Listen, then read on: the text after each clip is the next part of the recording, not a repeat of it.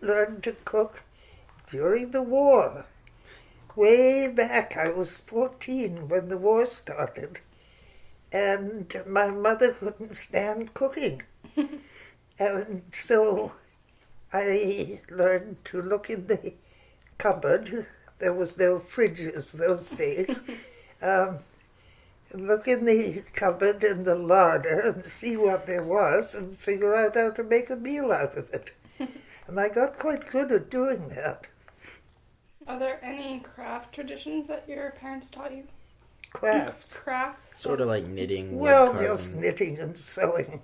And my job was doing the sewing, while my two brothers played with machines and had fun. And I had to sew the buttons on, fix the zippers, and darn the socks. I used to be really good at darning socks. Talk about a craft.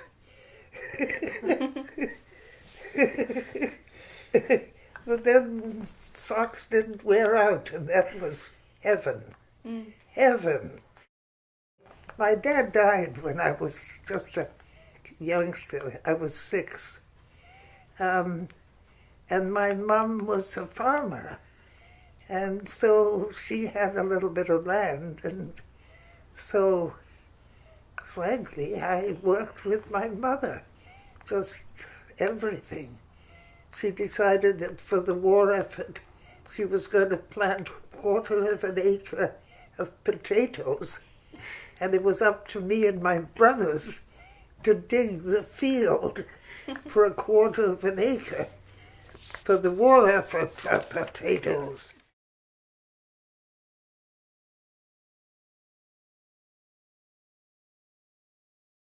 Five of us got together and said, let's go to the country all together.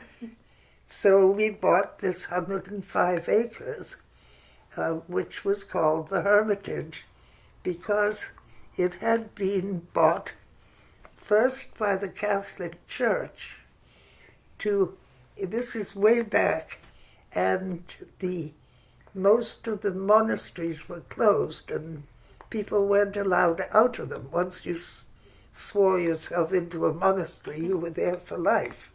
They all knew how to live in the world. They didn't need 5 years of introduction to the real world.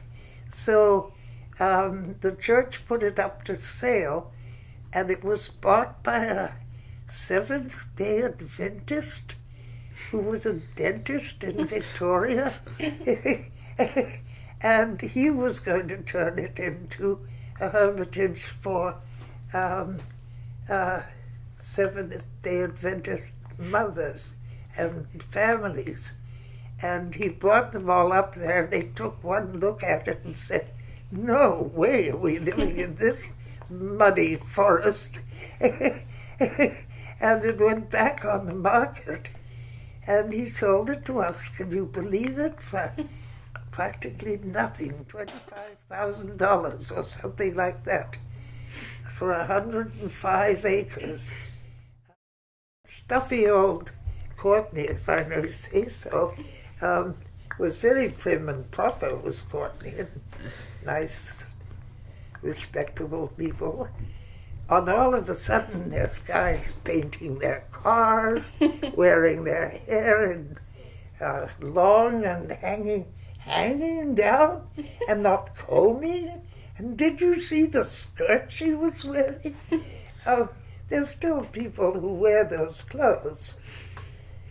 You can spot them. They're gray-headed, and they're hippies. I was a hippie, not in clothes so much as in heart and soul, because I loved that post-war generation. They were fab. Was the Back to the Land movement successful? Well, in that a lot of people live on 5-acre plots, absolutely designed to have one 5-acre plot after another, so the further out you go, the further you get from a store or a school or anything else, and the more gas you waste getting there, um, what it became was a nice, comfortable place for a lot of people to own 5 or 10 acres of land, and just do their own thing. So it wasn't hardly back to the land movement. It was for my kids, though, because they'd always lived in the city, and they were really glad that they'd had the experience. What values did you try to raise your children with? Oh, to be honest and kind and decent human beings, and or else, mind you. What accomplishments am I most proud of? I think probably raising my Down syndrome kid, who was wonderful. If anybody you know ever has a Down syndrome kid, don't let them break their hearts, because they've got a treasure. I think it was taken for granted when I was a child that all of them were removed into a residence. Every community had its residence where the goofs went. We used to call it Goof Hall. I mean, that's awful. It's shocking. I was part of the movement, even in this town, to integrate the kids into school. The movement, the first one I was involved in, was people in London had moved into the empty apartments where their richer owners were somewhere safe. They'd survived in London and needed a place to live, and they just moved in. And they were called squatters, which they were. And then the landlords came along and started wanting to throw them out. And there was a huge movement.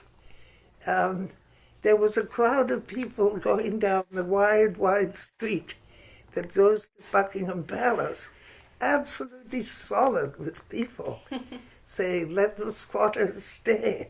So that was my first movement.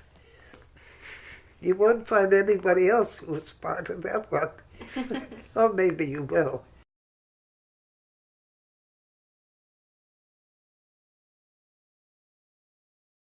A small mining company came, and they got investments from all kinds of people around town.